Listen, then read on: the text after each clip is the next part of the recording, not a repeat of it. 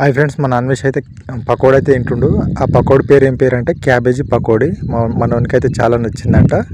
అందుకోసమే వాడైతే ప్లేట్లో పెట్టుకొని అయితే కొంచెం కొంచెం అయితే తింటుండు. ఇప్పుడు ఎట్లా తయారు చేద్దామో చూద్దాము. ఆల్రెడీ దీనికి అంత పెద్ద కష్టపడాల్సింది ఏం లేదు. శనగపిండి, అదేవిధంగా ఉప్పు, కొద్దిగంత పసుపు వేసి, అదేవిధంగా క్యాబేజీ వేస్తే సరిపోతుంది. ఉల్లిగడ్డ బదులు క్యాబేజీ వేసుకోవాలి, అంతే. మా వాళ్ళు ఆల్రెడీ అయితే స్టార్ట్ చేసారు. ఇందులో శనగపిండి, అదేవిధంగా పసుపు, కొద్దిగంత ఉప్పు, క్యాబేజీ వేస్తే సరిపోతుంది. మనోడైతే మనకి తినాలనిపిస్తుంది ఏమో, అందుకోసం చూస్తూనే ఉన్నాడు. ఇక్కడ చూడొచ్చు. కాకపోతే క్యాబేజీ ఉందనుకోండి, క్యాబేజీ తోటి చేసుకుంటే చాలా బాగుంటుంది. బట్ మంచిగా వేగనివ్వాలన్నమాట.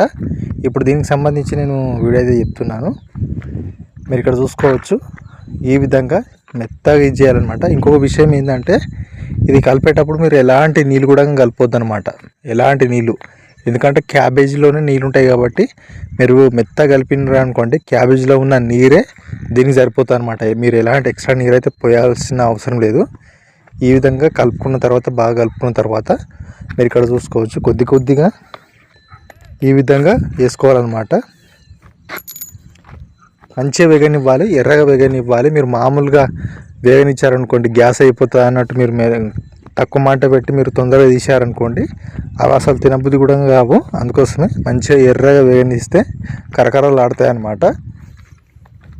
అదేవిధంగా మీరు ఇంకోటి గుర్తుంచుకోండి, ముద్దలు ముద్దలు వేయకుండా ఎక్కువ ముద్దలుగా మామూలుగా వేయండి. ఇక్కడ మేము వేస్తున్నాం చూడండి, ఈ విధంగా వేయండి. కొంతమంది ముద్దకు ముద్ద ఇప్పుడు బూడాలు వేస్తారు చూడు, ఆ విధంగా కాకుండా కొద్దిగా విడగొట్టి అయితే వేయండి. ఈ విధంగా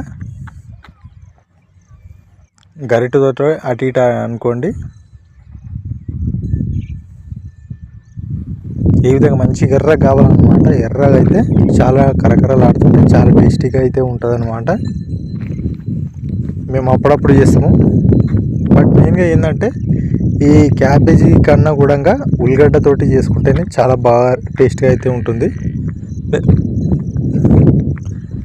ఎందుకంటే మేము కొత్త ప్రయత్నిద్దామన్నట్టు మీకు రుచి చేసుకుంటే వీడియో తీస్తున్నాం.